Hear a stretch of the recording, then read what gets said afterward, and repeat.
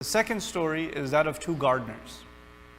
And this is a story of two Muslim gardeners from the indication of Quran. And one of them, Allah describes, he has incredible properties adjacent to each other, two gardens, but they're not exactly adjacent to each other. He's got a garden, then a farm, and then a garden. Okay? And so the two gardens are connected, and between them, خِلَالَهُمَا نَهْرًا. Okay? And through them a river is running. In other words, now he's got not only three properties, he's got water running through the whole property. He doesn't have to bring water. Bringing water to the farm is a major expense. And it's a lot of labor. You have to send people to the well, send people to the river, send people to the lake, draw the water. And it's a lot of water. So you have to take your animals with you. So you have to own animals. Then you have to load the animals. Then you have to bring the animals back and feed the animals because they get tired. Then you have to deliver the water. It's a lot of labor. It's a lot of expense. But this guy saves all that money because where's the river? In the middle. It's running through. And he never runs out of water because it's not a lake, it's a river. It's just constant supply. So Allah describes in a nutshell that his produce, his wealth in the farm was such that he says, آتت أكلها ولم تظلم منه شيئا. That it would produce everything worthy of eating. Imagine a tree and every apple is good. There's not a single apple that a little worm got into or it's a little premature. Every one of them is worthy of eating. أكلها. Not ثمرها. أكلها. And not one of them falls before it should fall. And sometimes it happens, your apple falls in the other guy's property. So not your apple, it fell on the other guy's property. لَمْ تَظْلِمْ مِنْهُ شَيْئًا. It doesn't shortchange him in any way, shape or form. He's got 100% productivity out of this farm. That's what Allah describes. Allah went out of His way to describe how many conveniences this man had in his farm and security measures he had, etc. But I told you it's a story about how many farmers? Two of them, one gardener farmer and his neighbor.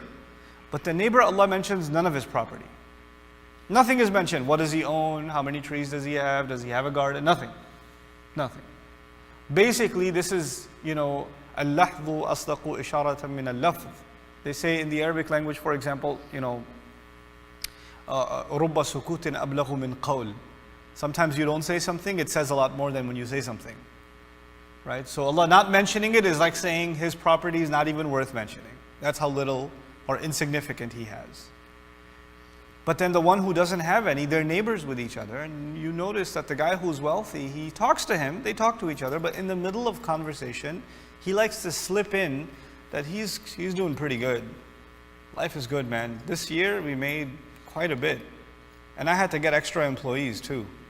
By the way, how's it going with you? And he knows that he has a bad problem. The water doesn't come to his farm and he's not doing well, but he brings it up indirectly that, look, I'm doing a lot better and you're pretty pathetic. You know how we do this? We do this at men tend not to do this as much, even though Allah mentioned a couple of places in Quran where people do this, showing off wealth indirectly. Not directly, indirectly. And that's why Allah says, وَهُوَ يُحَاوِرُهُ أَنَا أَكْثَرُ مِنْكَ مَالًا. In the middle of conversation, somehow he gets the point across that I have more money than you do, by the way.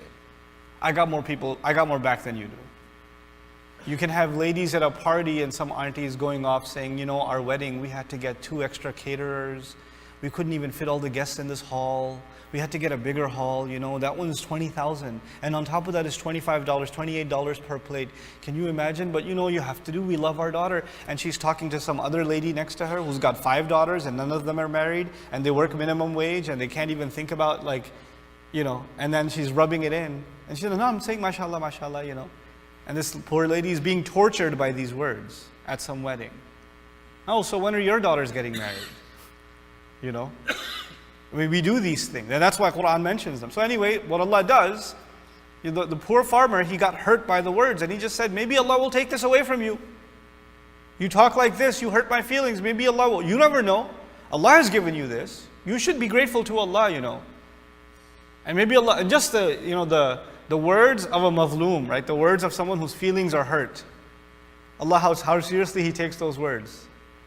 That very night, There's actually, Allah sends a ta'ifa, a group of angels that come and they descend, and the husbana min as-sama descends on him. This destruction falls from the sky. By the morning when he wakes up, garden is gone, completely gone. It's completely wholly wrecked. And the last words in the story are Ya laytani lam ushrik bi rabbi ahada.